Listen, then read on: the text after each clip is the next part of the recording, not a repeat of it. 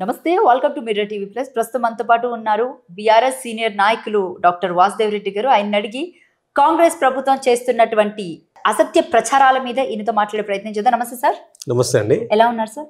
బాగున్నానండి. మీరు బాగున్నారా? అయితే ఈ మధ్య కాలంలో దావోస్ వెళ్ళొచ్చిన తర్వాత 1,78,000 కోట్ల పెట్టుబడులు తీసుకొచ్చామని చెప్పేసి డైజెస్ట్ అవ్వట్లేదా, అయితే వాడండి ఈనో అని పెద్ద పెద్ద హోర్డింగ్స్ పెట్టారు బీఆర్ఎస్ పార్టీని అనుసరించి. మీరు ఏం చెప్తారు దీని మీద? ఒకటి అండి, డైజెస్ట్ కాంది ఈ రాష్ట్ర ప్రభుత్వానికి, ముఖ్యంగా కాంగ్రెస్ పార్టీకి. ఎందుకు అంటున్నానంటే, ప్రధానంగా వాళ్ళు చాలా గొప్పలు చెప్పిన వీరు. హైదరాబాద్ ప్రాంతానికి, తెలంగాణ రాష్ట్రానికి 1,78,000 కోట్ల పెట్టుబడులు తీసుకొచ్చినాం, జీర్ణించుకుంటలేదు బీఆర్ఎస్ పార్టీ అంటారు. జీర్ణించుకోలేదు మేము కాదు, మీరు జీర్ణించుకుంటలేరు. ఎందుకంటే వాస్తవాలు మేము చెప్తే మీరు దాన్ని జీర్ణించుకుంటలేరు. ఇవాళ ఒకటే స్టేట్ క్వశ్చన్ అడుగుతున్నామండి. మేము మిర్రర్ ప్లేస్ ద్వారా ఇవాళ కాంగ్రెస్ ప్రభుత్వాన్ని స్టేట్ క్వశ్చన్ అడుగుతున్నాం. ఏంది అంటే, మీరు గతంలో కూడా దావోస్ వెళ్ళి వచ్చిండ్రు. దాదాపుగా 40,000 కోట్ల రూపాయలు తీసుకొచ్చినాము అని మీరు ఆనాడు కూడా చెప్పారు. గిట్లనే ఆనాడు కూడా ఓటింగ్స్ వేసుకున్నారు, ఆనాడు కూడా గిట్లనే మీరు పెద్ద పెద్ద ప్రచారాలు చేసుకున్నారు. మేము ఆనాడు అడిగినాం, మళ్ళీ ఇప్పుడు అడుగుతున్నాం. గతంలో తీసుకొచ్చిన వాటికే అతిగతి లేదు. ఇప్పటి వరకు 40,000 కోట్లలో ఇప్పటి వరకు ఎన్ని గ్రౌండ్ అయినాయి, ఎంతమందికి జాబ్ ఇచ్చిర్రు, ఇవేవి ఎక్కడెక్కడ ఉన్నాయో చెప్పగలుగుతారా? వాటి మీద శ్వేతపత్రం విడుదల చేయండి. మనం మీ స్టేట్గా అడుగుతున్నాం. ఆనాడు మీరు చెప్పారు కదా, 40,000 కోట్లలో 1/3 వంతు ఇలా ఆదానికి సంబంధించిన 12,500 కోట్లు పెట్టుబడి అన్నారు. మరి మీ నాయకుడు రాహుల్ గాంధీ ఏమో ఆదాని ప్రాడ్ అంటున్నారు, మీరేమో ఆయనతోటి ఒప్పందాలు చేసుకుంటున్నారు. మరి ఆ ఒప్పందం ఇక్కడ గ్రౌండ్ అయింది హైదరాబాద్లో దేనికో 12,500 కోట్లు. అదే కాకుండా గోడ్ ఇండియా కంపెనీ దాదాపుగా అదొక 7,800 కోట్లు అని చెప్పిండ్రు. గోడ్ ఇండియా కంపెనీ ఒక ఫేక్ కంపెనీ. దాని యాన్యువల్ స్టేట్మెంటు 27 లక్షల లాస్లో ఉన్నది ఆ స్టేట్మెంట్ చూస్తే. సో గోడ్ ఇండియా కంపెనీ ఒక ఫేకు, దానిది ఇక్కడ ఇంతవరకు అధిగతి లేదు. దానితో మీరు వారు ఇచ్చిన 100 కోట్లని మీరు వాపసు ఇచ్చిండ్రు. సో అది కాకుండా జేఎస్డబ్ల్యూ అని కంపెనీ చెప్పారు. ఆ జేఎస్డబ్ల్యూ కంపెనీ కూడా గతంలో బీఆర్ఎస్ సర్కార్ హయాంలో ఆనాడు కేసీఆర్ గారి నాయకత్వంలో కేటీఆర్ గారు ఐటీ శాఖ మంత్రిగా ఉండి ఆ జేఎస్డబ్ల్యూ తోటి ఆనాడు ఒప్పందాలు చేసుకోవడమే కాకుండా ఎక్స్పాన్షన్ కూడా ఆనాడే కమిట్మెంట్ కూడా తీసుకోవడం జరిగింది. దాన్ని కూడా మీరే ఖాతాలు వేసుకొని దాన్ని కూడా చెప్తా ఉన్నారు. అంటే ఇలా ప్రధానంగా మీరు చెప్పిన 40,000 కోట్లలో దాదాపుగా 34,000 కోట్లు ఇప్పటివరకు గ్రౌండ్ కాలేదు. మీరు చెప్పిన ఆ 2 కంపెనీలు ఇప్పటి వరకు ఎక్కడ కనిపిస్తలేదు. మరి ఆ గతంలో పోయిన స్వచ్ఛ బయో కంపెనీ మీ సోదరుడు జగదీశ్వర్ రెడ్డికి సంబంధించిన ఫేక్ కంపెనీ. అదేవిధంగా వాల్స్కర్ అనే కంపెనీ అదొక ఫేక్ కంపెనీ. దానికి మీద డైరెక్టర్ల పేర్లు కూడా చూస్తే ఎక్కడ కూడా సరిగా కనిపిస్తట్లేదు గూగుల్లో. ఇంకా గమ్మత్ చెప్పాలని అంటే, ఇవాళ మీరు చెప్పిన 1,78,000 కోట్లలో 48,000 కోట్లు సన్ పెట్రోకెమికల్ అని చెప్పారు. 45,000 కోట్లు. మరి సన్ పెట్రోకెమికల్కు ప్రధాన పత్రికల్లో వచ్చింది. సన్ పెట్రోకెమికల్స్ ఎండి దిలీప్ సాంఘి తోటి ముఖ్యమంత్రి గారు ఎంఓయూ అని వచ్చింది. ఇలా మేము గూగుల్ సెర్చ్ చేసినాం, అరే దిలీప్ సాంఘి ఎక్కడైతను ఏంది అని తెలుసుకుందామని. అసలు ఆ గమ్మది ఏంటంటే, దిలీప్ సాంఘి ఫోటో కాదు అది. ఎవరో ఒక వ్యక్తితోటి మీరు ఎంఓయూ కుదుర్చుకొని 45,000 కోట్లు ఎంఓయూ కుదుర్చుకున్నాం దిలీప్ సాంఘి తోటి అంటే, మరి ఆ కంపెనీ నిజమైన కంపెనీ అయినా, ఒక నిజమైన కంపెనీ అయితే అది గ్రౌండ్ అవుతుందా కాదా? అనుమానాలు వస్తాయి కదా డెఫినెట్లీగా. కాబట్టి ఈ అనుమానాలని ఉన్నాయి కాబట్టే ఇదంతా ఫేక్ అని అంటున్నాము. అందుకే శ్వేతపత్రం విడుదల చేయాలంటున్నాం. మేము స్టేట్గా అడుగుతున్నాం, మీరు ఒక్క కంపెనీ గతంలో బీఆర్ఎస్ సర్కార్ తీసుకొచ్చిన కంపెనీలు కాకుండా, ఎక్స్పాన్షన్ కాకుండా కొత్త కంపెనీ ఒకటన్నా ఈ రాష్ట్రానికి తీసుకొచ్చిండ్రా? చెప్పండి మీరు. అలాగే మెయిన్ హ్యాండ్ కంపెనీతో ఒప్పందాల మీద మీ కామెంట్ ఏంటి? ఎందుకంటే ఇప్పుడు మూసీ రీజనరేషన్ కూడా త్వరలో మెయిన్ హ్యాండ్ కంపెనీకే ఇవ్వబోతున్నారు అని వింటున్నాం. సో ఏం చెప్తారు? ఎలా మెయిన్ హార్ట్ కంపెనీ మీద గతంలో కూడా మేము ఆరోపణలు చేసినాం. దాన్ని ఖండించిన సందర్భం కూడా ఈ ప్రభుత్వం చేయలేదు. మెయిన్ హార్ట్ కంపెనీకి సంబంధించి గతంలో పాకిస్తాన్లో వాళ్ళ మీద రెడ్ వారికి సంబంధించింది ఆదేశాలు జారీ చేశారు అక్కడ.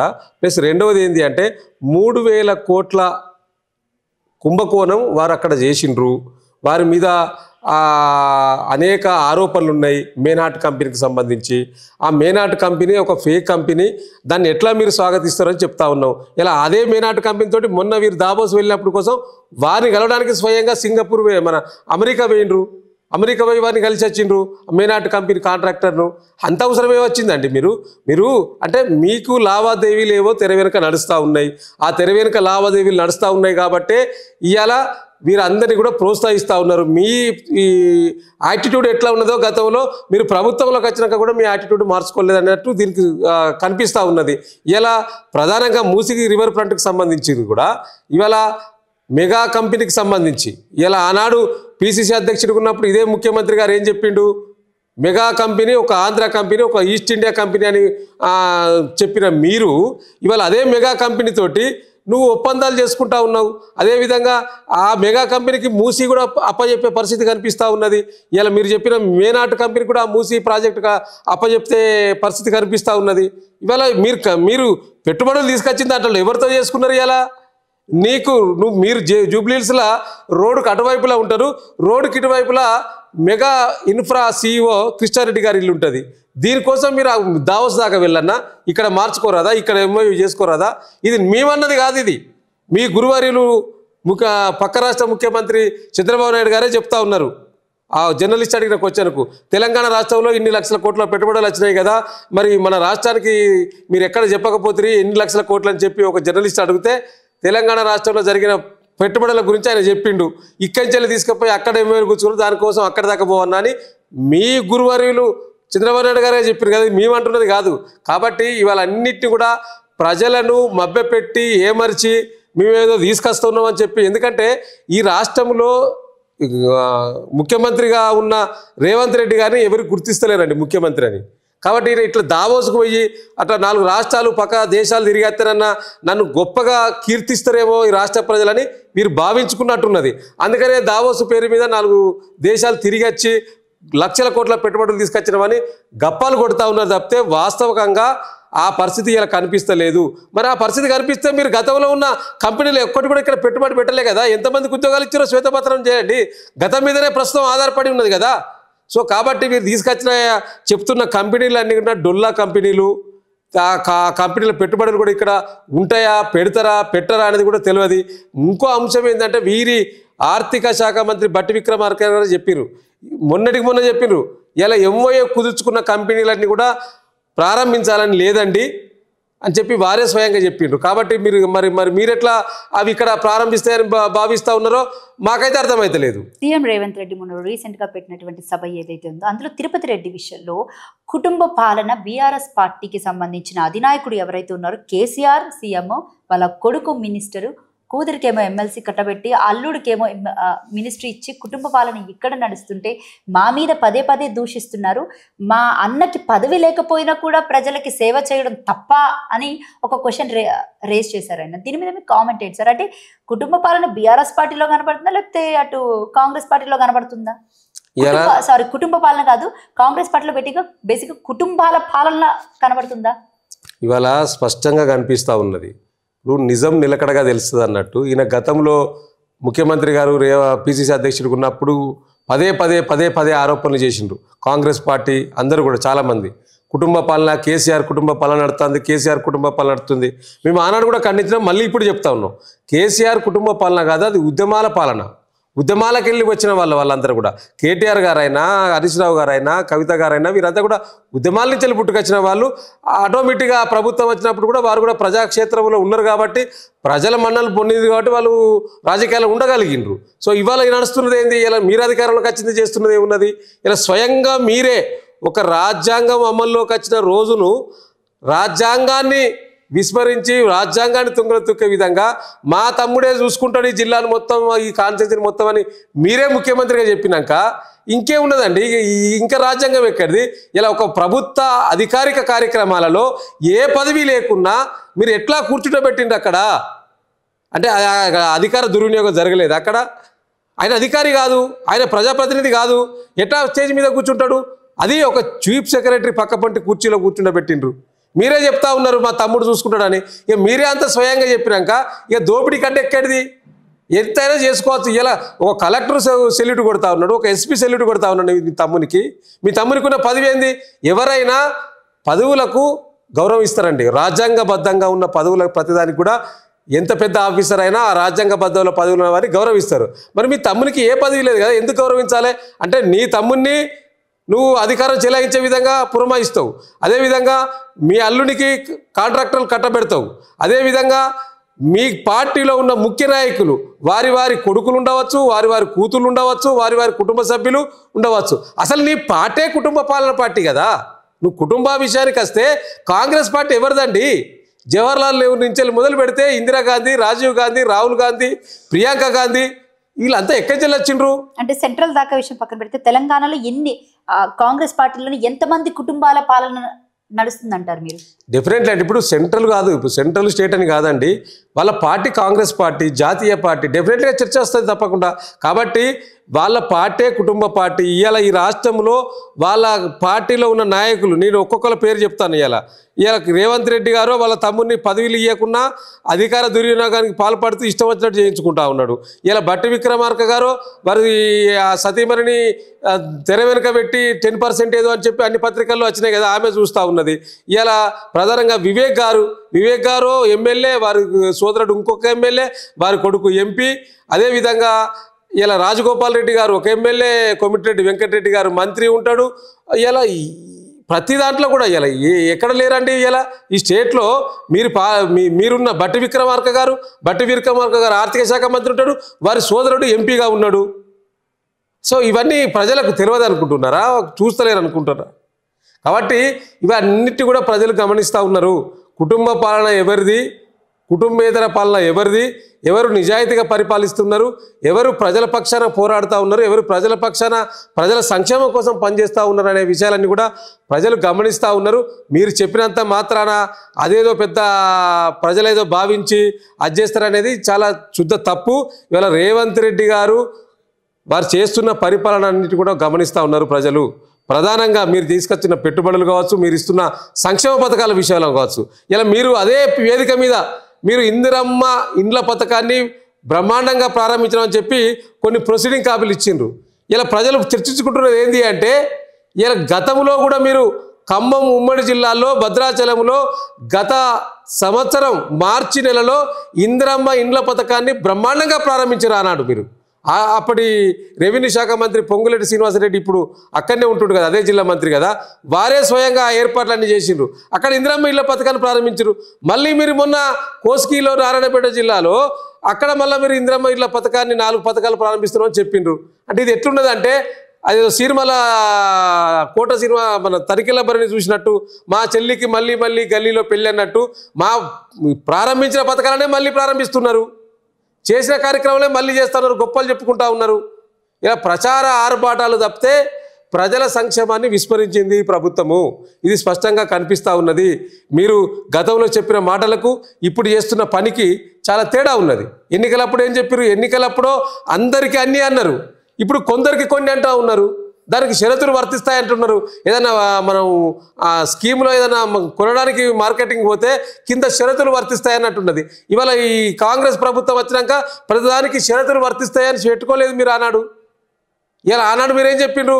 ఇలా ప్రజాపాలన పేరు మీద ఆనాడు తెలంగాణ రాష్ట్రంలో మీరు అధికారంలోకి వచ్చిన తర్వాత 1,06,00,000 దరఖాస్తులను తీసుకున్నారు ప్రజాపాలన పేరు మీద గ్రామాలలో. ఆనాడు కూడా ప్రజలంతా కూడా అర్రిబర్రి అయ్యి మీ సేవ కేంద్రాలకు పోయి, జిరాక్స్ సెంటర్లకు పోయి పైసలు పెట్టి అన్నిటి జిరాక్సులు తీసుకొని మీకు అన్ని ఫాములు సమర్పించి ఇచ్చారు కదా. మరి ఆ 1,06,00,000 దరఖాస్తులు ఎటుపోయినాయి? మీకు అంటే దాన్ని స్ట్రీమ్లైన్ చేయలేదా? అక్కడ ఎవరు లబ్ధిదారులు ఇంకా మీరు దొరకబడతలేరా? అది కాకుండా మొన్న మళ్ళీ కులకరణ పేరు మీద సమగ్ర సర్వే సందర్భం కూడా మళ్ళీ కొన్ని తీసుకున్నారు. మళ్ళీ మొన్న గ్రామ సభల పేరు మీద మళ్ళీ ఆనాడు గ్రామ సభల పేరు మీద సందర్భంగా లబ్ధాలను ప్రకటించిన సందర్భంలో రైతుల నుంచి వెళ్ళి ప్రజల నుంచి వెళ్ళి విపరీతంగా వ్యతిరేకత వస్తుందని భావించి ఇది నిరంతర ప్రక్రియ అంటున్నారు. ఇది ఎప్పుడైనా తీసుకుంటాం అప్లికేషన్లు అంటున్నారు. అంటే మీ నోటికి ఎంత అంత మాట్లాడేమైనా ప్రజాప్రతినిధులు బట్టి విక్రమార్క గారు ఒక మాట మాట్లాడతాడు, ఉత్తమ్ కుమార్ రెడ్డి గారు ఒక మాట మాట్లాడతాడు, రెవెన్యూ శాఖ మంత్రిగా ఉన్న పొంగులేటి గారు ఇంకో మాట మాట్లాడతాడు, ముఖ్యమంత్రి గారు మరో మాట మాట్లాడతాడు. దేన్ని నమ్మాలి ప్రజలు? దేన్ని ముందుకు తీసుకెళ్ళాలి?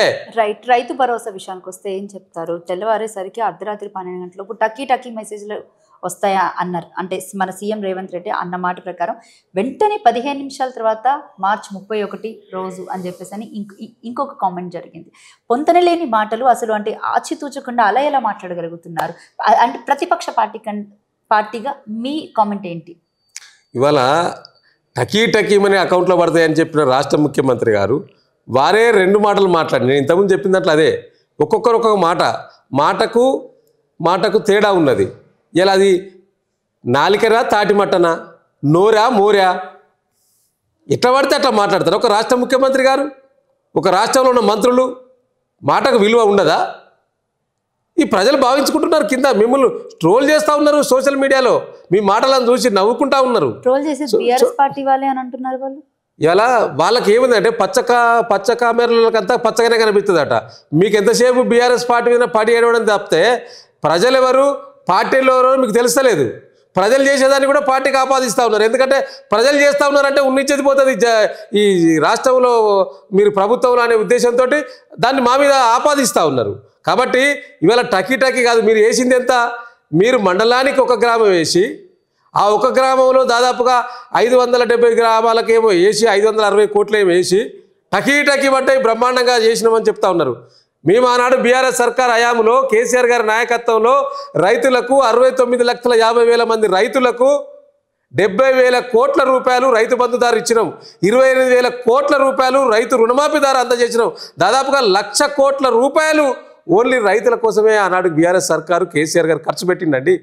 ఒక గది మేము చేసింది రైతులకు భరోసా ఇచ్చింది మీరు కాదు. మీరు ఇచ్చేది ఏంది? మీరు ఆనాడు ఏం చెప్పిండ్రు ఎన్నికల ముందు? కేసీఆర్ రైతు బంధు బిచ్చమెత్తా ఉన్నాడు, మేము రాగానే 15,000 ఇస్తాం, రైతులారా మీరు మమ్మల్ని ఎన్నుకోండి అని చెప్పిండ్రు. ఇస్తున్నారా? మేము బిచ్చమేసామని చెప్పిండ్రు కదా, మరి ఆ 15,000 ఇస్తున్నారా? మాట తప్పినరా లేదా? ముక్కు భూమికి నేలకు రాస్తావా ముఖ్యమంత్రి? ఎవరు రాయాలి ఇప్పుడు? నువ్వు రాస్తావా? ఇది ప్రజలు అడుగుతా ఉన్నారు. 15,000ను మళ్ళీ 12,000 చేసినావు.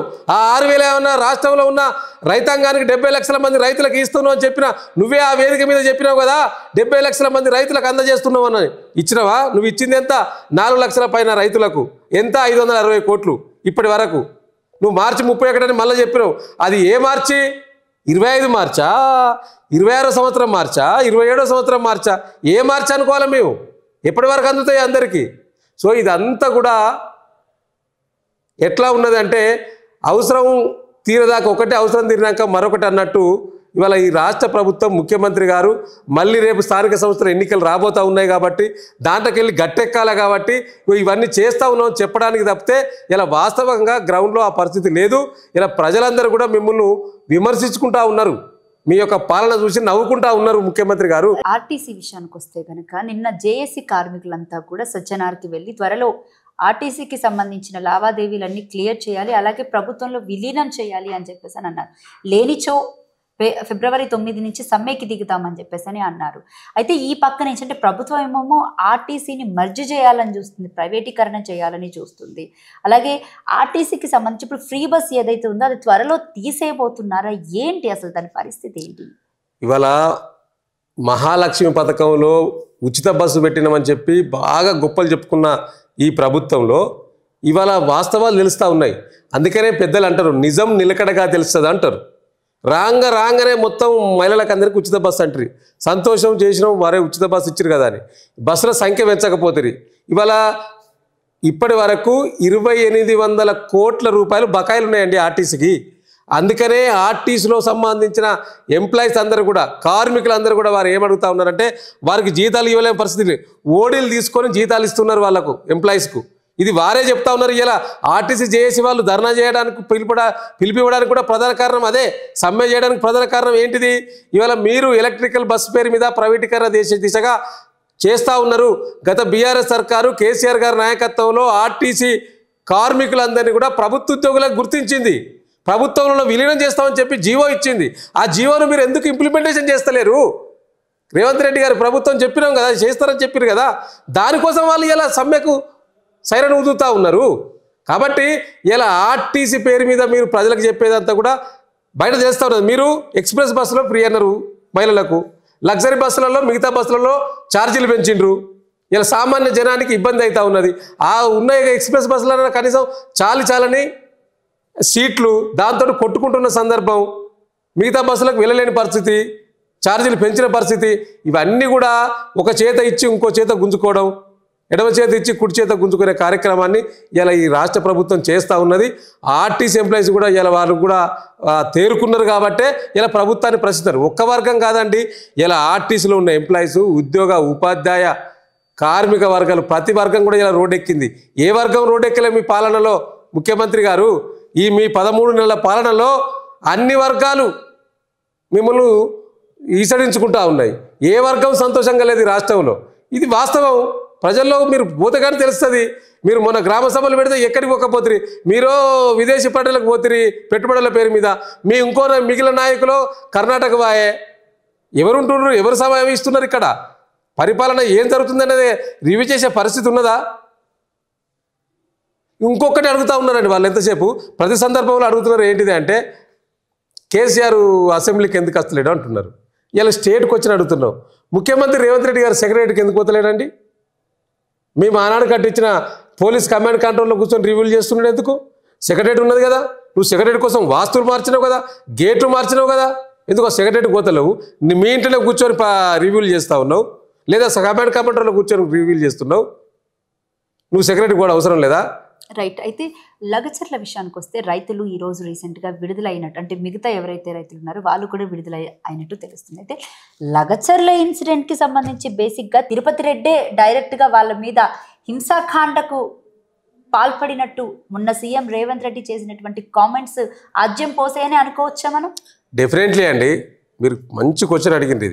ఇది ప్రజలలో చర్చ స్టార్ట్ అయింది. ఇప్పుడు ఏంది అంటే, గంత పెద్ద ఎత్తున లగచర్లలో దాడి జరిగితే రైతుల మీద, అర్ధరాత్రి పోయి మహిళల మీద కూడా పోలీసులు అఘాయిత్యాలు చేస్తే మాట్లాడని ఈ రాష్ట్ర ముఖ్యమంత్రి నడుము మీద కాళ్ళతో తన్నినటువంటి సందర్భాలు ఉన్నాయని అక్కడ ఉన్నటువంటి లగచర్లలో ఆడవాళ్ళు నాతో చెప్పడం జరిగింది. ఎగ్జాక్ట్లీ మీడియాలో కూడా చూపించారు, సోషల్ మీడియాలో వచ్చిన అన్ని మీడియాలో వచ్చింది. స్వయంగా తిరుపతి రెడ్డి మెడబెట్టి బయటికి గెంటేశాడు మమ్మల్ని అని కొంతమంది ఆడవాళ్ళు. Still we have that footage. నేను అది బయట పెట్టమన్నా కూడా పెడతాను. అంటే ఈ రోజు మొన్న సీఎం రేవంత్ రెడ్డి చేసినటువంటి వ్యాఖ్యలు ఏవైతే కొడంగల్కి నా తర్వాత నా అన్న మాటలు ఏవైతే ఉన్నాయో ఇవన్నీ నిజమైనట్టే కదా. ఈ రోజు 100% నిజమైనట్టే. నేనే ఉండి చేయించినా అని ఒప్పుకున్నాడు రాష్ట్ర ముఖ్యమంత్రి గారు. నా తమ్ముడిని పెట్టి నేనే చేయించిన అని చెప్పిండు. ఇవాళ లగచర్ల రైతులే కాదు, ఇలా ఆయన నియోజకవర్గంలో ఉన్న రైతులంతా కూడా ఇబ్బంది పడతా ఉంటే, ఇలా ముఖ్యంగా ఈ ఫార్మాకు సంబంధించిన భూమి సేకరణలో లగచర్ల రైతులు వ్యతిరేకిస్తే, ఆ వ్యతిరేకించిన రైతులను నువ్వు భయపెట్టించి భయభ్రాంతులకు గురి చేసి అక్రమంగా కేసులు పెట్టి దాదాపు 50 నుంచి 60 రోజులు ఒక్కొక్క రైతును లోపల పెట్టినావు కదా. లేకపోతే హింసకు గురి చేస్తున్నట్ట ప్రజలను అక్కడ. ఇలా తిరుపతి రెడ్డిని పెట్టుకొని, వీళ్ళ సోదరిని పెట్టుకొని, ఒక రాష్ట్ర ముఖ్యమంత్రి గారే నా తమ్ముడు అన్ని చూసుకున్నా అంటే, ఇట్లా నువ్వు ఏదైనా భయభ్రాంతులకు గురి చేయి, ఎవరినైనా బెదిరించు, ఎవరి దగ్గర నుంచైనా ల్యాండ్ గుంజుకో, మనం చేసుకోవాలి, మనకు ఉన్నదే 5 సంవత్సరాల తర్వాత ఎట్లా గెలిచే పరిస్థితి లేదని భావించుకొని నువ్వు ఇట్లా జబర్దస్త్ చేయడం ఏంది ముఖ్యమంత్రి గారు? నీ తమ్ముని పెట్టుకొని ఇలా రైతుల గోస దాక్తుంది నీకు. ఇలా ఆ లగచర్ల రైతుల గోస, నిన్ను గెలిపించిన రైతులు వాళ్ళు, వారు ఏదో వేరే జిల్లాకు సంబంధించిన కాదు, నీ నియోజకవర్గంలో నిన్ను గెలిపించిన రైతులనే నువ్వు ఇబ్బంది పెడతా ఉన్నావు. ఆ విషయాన్ని మర్చిపోతా ఉన్నావు. నీ అల్లుని భూమి కోసం నువ్వు లగచర్లలో ఫార్మాసిటీ ల్యాండ్ పేరు మీద మళ్ళీ దాన్ని వెనకకి తీసుకున్నావు ఇంత జరిగిన తర్వాత. అంటే నీదేందన్నట్టు, నీ నిర్ణయాలు ఏందన్నట్టు? ఇది తిరోగమనం వైపు పోతుందా, పురోగమనం వైపు పోతుందా నీ పాలన? ప్రజలందరూ కూడా గమనిస్తూ ఉన్నారు. ఇలా నీ యొక్క తుగ్లక్ పాలన, నీ యొక్క తుగ్లక్ నిర్ణయాల వల్ల ఇలా రాష్ట్ర ప్రజలు అరిగోసపడతా ఉన్నారు. ముఖ్యంగా నీ నియోజకవర్గ ప్రజలైతే తిట్టి సాపిస్తారు నిన్ను. అది తెలుస్తలేదు నీకు. చూడు కొన్ని యూట్యూబ్ ఛానల్ చూస్తే, ఎందుకంటే కొన్ని మీడియాల నుంచి చెప్పు చేతుల్లో పెట్టుకున్నావు, నీకు కనిపిస్తలేదు అది. నువ్వు కొన్ని యూట్యూబ్ ఛానల్ ఓపెన్ చేస్తే కానీ వాస్తవాలు కనిపిస్తాయి. అది చూడు ఫస్ట్ నువ్వు. లేదా నీ కింద ఉన్న తిరుపతి రెడ్డి మీ సోదరునికో లేకపోతే మీ పార్టీ సెంటర్లో చెప్పండి, చూస్తారు. వాస్తవాలు తెలుసుకొని దాన్ని రెక్టిఫై చేసుకొని పరిపాలన కొనసాగించండి. Right sir, thank you sir, thank you so much sir, మీ విలువైన సమయం మాకు. థ్యాంక్ యూ అండి, థ్యాంక్ యూ వెరీ మచ్. ఇది బీఆర్ఎస్ సీనియర్ నాయకులు వాసుదేవ్ రెడ్డి గారితో ప్రత్యేక ఇంటర్వ్యూ. మరొక ఇంటర్వ్యూతో మళ్ళీ కలుద్దాం. Thank you.